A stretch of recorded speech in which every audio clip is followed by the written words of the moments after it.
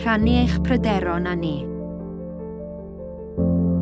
Rydym ni'n gyfrifol am sicrhau bod unrhyw un sy'n darparu gwasanaethau iechyd yng Nghymru yn bodloni'r safonau gofynnol o ran ansawdd a diogelwch. Mae hyn yn cynnwys gwasanaethau a ddarperir gan y eich neu ddarparwyr gofal iechyd annibynnol o gwasanaethau sy'n cael eu rhedeg gan sefydliadau preifat neu wirfoddol.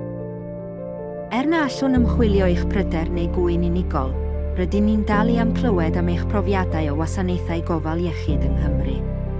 Mae hyn yn ein helpu i benderfynu ble mae angen i ni arolygu ar sail lefel y risg. Hyn y gallwn ei wneud. Cyfeirio at y sefydliad perthnasol a all fwrw ymlaen a'ch pryder neu gwyno. Dan rai amgylchiadau, fe allai'r wybodaeth yr ydych yn ei rhoi i ni ddangos y gallai claf bod mewn perygl o gael ei niweidio'n fuan neu fod wedi ei niweidio. Yn y sefyllfa hon, byddwn yn cymryd camau ar unwaith i sicrhau ei fod yn ddiogel a hefyd yn rhannu'r wybodaeth hon ag asiantaethau eraill.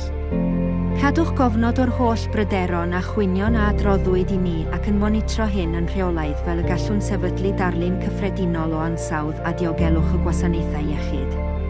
Os ydyn ni'n derbyn nifer o bryderon tebyg am wasanaeth iechyd, fe allai hynny arwain at weithgaredd sicrwydd.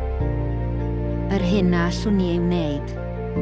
Ymchwilio'n rheolaidd i bryderon, gwynion unigol neu amgylchiadau gofal a thriniaeth plaf unigol. Ymchwilio i gwynion am gamymddwyn proffesiynol, newid i ffurfweddiadau gwasanaeth neu faterion penodol sy'n destun proses gyfreithiol.